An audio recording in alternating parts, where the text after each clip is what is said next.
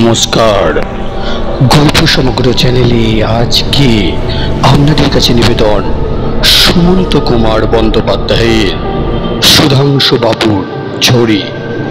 শুরু হচ্ছে আজকের গল্প সুমন্ত কুমার বন্দ্যোপাধ্যায়ের সুধাংশু বাবুর ঝুড়ি।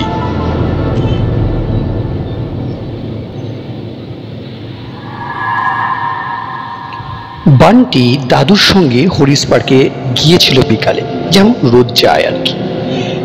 গিয়ে ওর বন্ধুদের সঙ্গে খেলে আর দাদু বসে থাকেন বেঞ্চে। আবার সন্ধে হবার মুখেই দাদুর হাত ধরে টুকটুক করে বাড়ি ফিরে আসেন। রোজকার মতো আজও গিয়েছিল, তবে ফেরাটা রোজকার মতো হলো না। গরমকাল, ফুরফুরে দক্ষিণ বাতাস বইছে। দাদুকে একটা বেঞ্চে বসিয়ে বান্টি ওর বন্ধুদের সঙ্গে গদা যুদ্ধ খেলছিল। বেশ জমেছিল খেলাটা, কিন্তু কখন যে সূর্যটা ডুব মেরেছে তা ওরা খেয়ালই করেনি। তবে ওদের বাড়ির লোকজনরা ঠিক খেয়াল করেছেন। একে একে সবাই খুঁজে খুঁজে যে যার বাড়ির লোক নিয়ে চলে গেলেন। শুধু বান্টির দাদু সুধাংশু বাবুই খেয়াল করেননি। বান্টি কি করে, ফিরে চলল দাদুর কাছে। কিন্তু ও কি, দাদুর মাথাটা অমন একদিকে হেলে আছে কেন? এক দৌড়ে দাদুর কাছে হাজির হয়ে গেল, কেমন একটা ভয় পেয়ে। দাদুর একেবারে কাছে যেতেই ওর কানে এলো ফোঁ ফ্রোত ফোঁ ফ্রোত। মানে দাদু ঘুমিয়ে কাদা, মিটে হাওয়ায় আর জেগে থাকতে পারেননি। সূর্যকে আর দেখতে পাওয়া না গেলেও হরিশ পার্কে এখনো আলো আছে, তবে আবছা মতন। চারিদিকে বড় বড় গাছ থাকায় রাস্তার আলো পার্কের ভেতর তেমন আসতে পারেনি। ডালপাতার ফাঁক গলে টুকরো টুকরো হয়ে কিছুটা ছাড়া। চারিদিকে কেমন একটা ছায়া ছায়া মায়াবী পরিবেশ। গাছে গাছে পাখিরা ঘুমোতে যাচ্ছে। হালকা একটা আলো দাদুর মুখের উপর এসে পড়েছে। বান্টি দাদুর মুখের দিকে তাকিয়ে রইল হাঁ করে। কেমন অন্যরকম যেন বুকটা ধীরে ধীরে উঠছে আর নামছে। বান্টির মনে হলো দাদুর মুখে হালকা হাসির ছোঁয়া। তবে কি দাদু স্বপ্ন দেখছেন? হঠাৎ কাঁধে একটা হাট ভর্তি বান্টির চমক ভাঙল। কি গো দাদু, অমন করে কি দেখছো?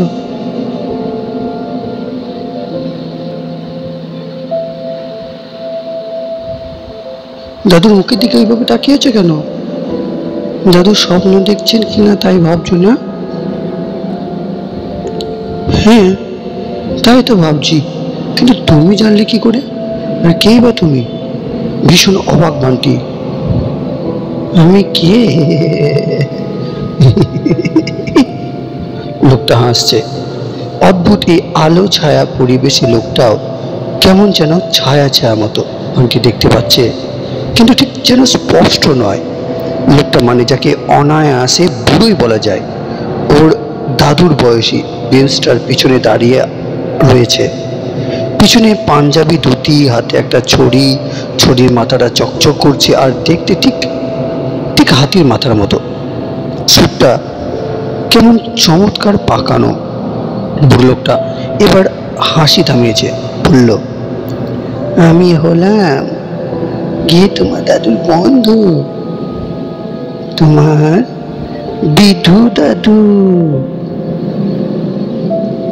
তোমায় তো এর আগে কখনো দেখিনি। আহা, দেখবে কি করে, আমি তো দেখাই দিইনি। বান্টি দাদুকে তাকে দাদু দাদু করে। হে চুপ, দেখো না, দাদু ঘুমোচ্ছে। ঘুমুক, বরং এসো আমরা একটু গল্প করি। না না না, সন্ধে হয়ে গেছে যে, দেরি হলে মা বকবে আমাকে, দাদুকে, দুজনকে। তার চেয়ে বরং চলো আমাদের বাড়ি চলো। না না না, আমি বাড়ি টাড়ি যাব না। কেন? কেন যাবে না? অবাক বান্টি। অসুবিধে আছে, সে তুমি বুঝবে না। পার্কের এক ধারে একটা ছোট্ট মতো স্টলে চপ কাটলেট রোল তৈরি হচ্ছে। দারুণ গন্ধও বেরিয়েছে। বান্টির নাকে সে গন্ধ যেতেই ওই দিকে মুখ ফেরালো। তোমার বুঝি খেতে ইচ্ছে করছে? তুমি জানলে কি করে? আমি সব জানতে পারি। বিধু দাদু মিটি মিটি হাসতে হাসতে লাগলো আর বলল, তুমি কালকে স্কুলে আন্টির হাতে কানমলা খেয়েছো তাও জানি। আর আজ বিকালে পার্কে আসার আগে তোমার মা যে দুধটা তোমায় দিয়েছিল তার অর্ধেকটা তুমি খেয়েছো আর বাকিটা মিনিকে দিয়ে দিয়েছো, তাও আমি জানি। বান্টির চোখ গোল গোল। তুমি এসব জানলে কি করে? কোথায় থাকো? তোমার বাড়ির কিছুটা দূরে, গঙ্গার একেবারে ধারে যে বাড়িটা আছে সেটাতেই থাকি। দূর, ওটাই আবার কেউ থাকে নাকি? দাদু বলে ওখানে যত রাজ্যে ভূত থাকে। ঠিকই তো, ভূতই তো থাকে। হঠাৎ বিধু দাদু বান্টির হাতে একটা ঠোঙা ধরিয়ে দিয়ে বলল, খেয়ে নাও এটা। বান্টি দেখলো গরম গরম ভেজিটেবল চপ। কোথা থেকে পেলে? ওই যে দোকানটা থেকে। যা, তা কি করে হয়? তুমি তো এইখানে বসে আছো আর দোকানটা তো ওইখানে অনেক দূরে। বান্টি অবাক। তাতে কি, আমি ইচ্ছা করলেই হাত লম্বা করতে পারি। কই করো তো দেখি। বান্টি চ্যালেঞ্জ ছুড়ে দেয়। দেখবে? কি চাও বলো? বান্টি দেখলো উল্টো দিকের ফুটপাতে বারান্দাওয়ালা বাড়িটার সামনে একটা বেলুনওয়ালা, তার কাছে অনেক ভেপু আছে। আঙুল দিয়ে বেলুনওয়ালাটার ভেপুগুলো দেখিয়ে বলল, ওই একটা ভেপু দাও তো দেখি। আচ্ছা ঠিক আছে, দাঁড়। এই বলে বান্টির দাদুর বন্ধু বিধু বাবু ডান হাতটা দাঁড়িয়ে দিল। হাতটা কেমন লম্বা হয়ে গেল। তারপর হঠাৎ বান্টি দেখলো শূন্যে একটা ভেপু ভেসে আসছে। শেষে দেখলো বিধুবাবুর হাতে ধরা ভেপুটা। এ তো তাজ্জব ব্যাপার। এটা কি করে সম্ভব? তুমি কে? তুমি কি জাদুকর?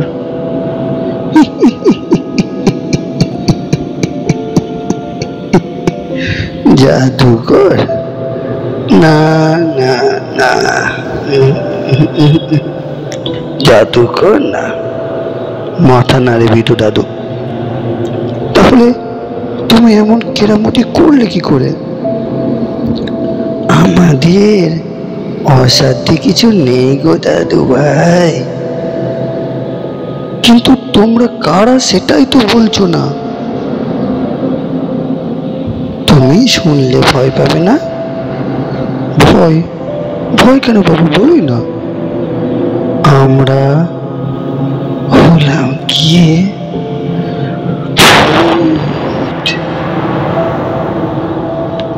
ভূত। ও মা, তাই নাকি? তুমি ভূত কি করে হলে? মরে গিয়ে? তোমার ভয় করছে না? কই না তো, ভয় কেন করবে? ঠাম্মার কাছে তো কত মজার মজার ভূতের গল্প শুনি। তবে শুনেছি ভূতরা নাকি আবার ভয়ঙ্কর হয়। তো তো তা নও। কি রকম ভূত তুমি? ভুল কুচকে প্রশ্ন করে বান্টি। বিধু বাবু মানে বিধু দাদু জবাব দেয়, আমি আমি আমি সাধারণ ভূত। সত্যি? তোমাদের কি মজা? তোমরা যা ইচ্ছে তাই করতে পারো। আমি বড় ভূত হব। তুমি দাদু ভাই ভূত হতে যাবে কেন? তুমি ডাক্তার হবে, ইঞ্জিনিয়ার হবে। না না না না, আমি ভূতই হব। ভূতিতে কত মজা, পড়তে হয় না। জি জি জি জি, চুপ চুপ চুপ, দাদুর ঘুম ভেঙে যাচ্ছে। শোনো, তোমায় একটা কথা বলি। চাপা গলায় বলে বিটু দাদু, এই ছড়িটা রইল, এটা তোমার দাদুর ছড়ি, দাদুকে দিয়ে দেবে। সুন্দর দেখতে বলে আমি নিয়েছিলাম, তারপরে তো হট করে অ্যাক্সিডেন্টে মরে গেলাম, তাই আর ফেরত দেওয়া হয়ে ওঠেনি। বেঞ্চিতে ছড়িটা ঝুলিয়ে দিয়ে বলল, রইল এখানে, বাড়িতে গিয়ে দাদুকে সব খুলে বলবে।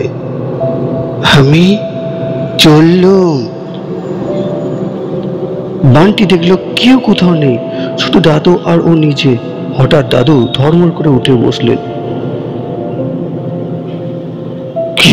কি রে, কখন সন্ধে হলো? আমি ঘুমিয়ে পড়েছিলাম একটু, আমায় ডাকিসনি কেন? চল চল চল, বাড়ি চল। এই রে, এটা বেশ অন্ধকার হয়ে গেছে, আজ একচোট হবে ক্ষণ, চল চল।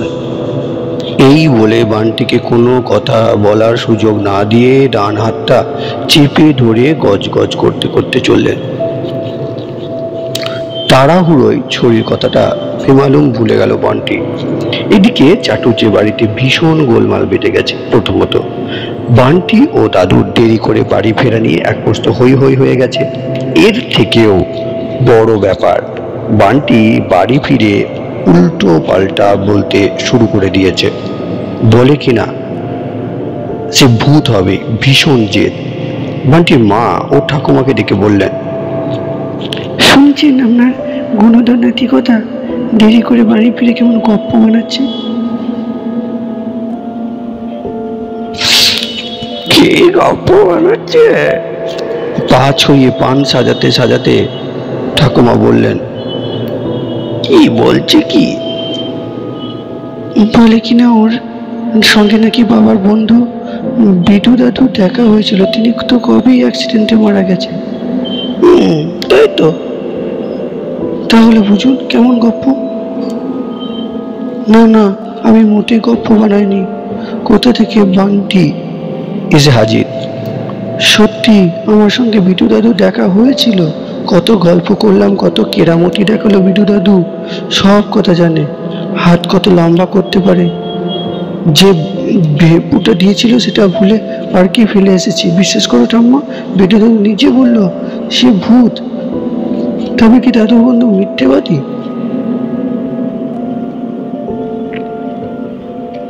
তাই তো, অপঘাতে মারা গিয়েছিলেন তো, তাই অপদেবতা হয়ে ঘুরে বেড়াতেও পারেন, বলা কি যায়। কি যে বলেন মা, ভূত বলে কিছু আছে? বান্টি নিখাত স্বপ্ন দেখছে। মোটেই না, আমি স্বপ্ন দেখিনি, সত্যি দেখেছি। সে তুমি যাই বলো, আমি ভূত হবই, কত মজা ওদের। আর ভূতটা কি ভালো, বেটু দাদু কোথা থেকে জেনে গেছি। একদিন গিয়ে ভূত হবার মন্ত্রটা শিখে আসবো।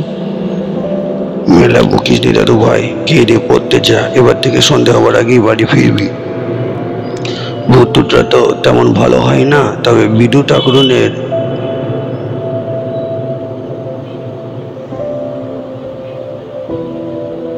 অন্য যা দোষ থাকুক না, এমনিতে তো ভালো মানুষ ছিলেন, তাই কিছু বলেননি। তবু কি দরকার, এখন যাও। বান্টি আস্তে আস্তে ঠাকুমার ঘর থেকে বেরিয়ে গেল। হঠাৎ ওর ছড়িটা কথা মনে পড়ল। তাই তো, ওটা তো হরিশ পার্কের বেঞ্চেই পড়ে আছে, দাদুকে এখনই বলা দরকার ব্যাপারটা। ছড়ির কথা শুনে সুধাংশুবাবু মানে বান্টির দাদু তো একেবারে হাঁ। বড় প্রিয় ছিল ছড়িটা, বন্ধু বিধুর যে লোভ ছিল ওটার ওপর তাও জানতেন। একদিন পার্কের বেঞ্চে হেলান দেবার জায়গায় ছড়িটা ঝুলিয়ে রেখে সকালে পায়চারি করছিলেন। পায়চারি শেষ করে ছড়িটার আর কোনো হদিশ পাননি। তবে এখনো সুধাংশুবাবুর স্পষ্ট মনে আছে যে পায়চারি করার সময় সেদিন কোমরে টান ধরছিল বলে বিধু বেঞ্চে গিয়ে বসে পড়েছিল, তাই সন্দেহটা বিধুর ওপর গিয়েই পড়েছিল। যতই হোক, রূপো দিয়ে তৈরি হাতির মাথাটা লোভ তো হাতেই পারে। আর যেখানে বিধুর হাত টানের কথা সুধাংশুবাবুর ছোটবেলা থেকেই জানা, তারপর প্রায় 4.5 বছর কেটে গেছে। প্রায় ভুলতে বসেছিলেন ছড়িটার কথা। আজ হঠাৎ তবে কি ভূত হয়ে ভালো হয়ে গিয়ে বিধু ছড়িটা ফেরত দিতে চায়? সুধাংশুবাবু এই বয়সেও ভেতর ভেতর কেমন উত্তেজনা বোধ করতে লাগলেন। রাতে বারবার ঘুম ভেঙে গেল। পরদিন ভোরবেলা দুধ আনতে যাওয়ার সময় খুব তাড়াতাড়ি পৌঁছে গেলেন হরিশ পার্কের মেন গেটের সামনে। তারপর আরো তাড়াতাড়ি সেই বেঞ্চটার কাছে। আর কি আশ্চর্য, ওই তো কি একটা ঝুলছে লম্বা মতো। প্রায় দৌড়ে গিয়ে হুমড়ি খেয়ে পড়লেন জিনিসটার ওপর। আরে এই তো সেই ছড়ি। উত্তেজনায় থরথর করে কাঁপতে লাগলেন। এও কি সম্ভব? একদিন পরে ছড়িটা ফেরত পেয়েছেন, সেটা সুধাংশুবাবু বিশ্বাসই করতে পারছেন না। তাও কিনা ভূত মারফত। শুনলে তো কেউ বিশ্বাসই করবে না। বিধুটা এত ভালো ছিল কে জানতো।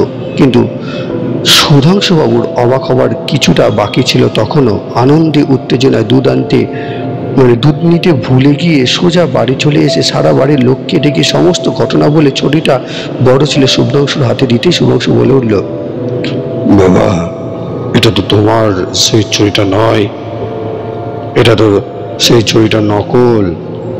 তোমার হাতিটা ছিল রূপোর আর এই হাতিটা তো নিকেল করা। এই ছড়িটার ডিজাইন অবশ্য হুবহু তোমারটার মতো। সুধাংশুবাবু ধপ করে বসে পড়লেন শোভার ওপর। বুঝলেন তার বাল্যবন্ধুর দুষ্টুমি এখনো যায়নি, তার স্বভাবও বদলায়নি একটুও, মারা গিয়েও বদলায়নি। শেষ হলো আজকের সুমন্ত কুমার বন্দ্যোপাধ্যায়ের লেখা সুধাংশুবাবুর ছড়ি। ধন্যবাদ।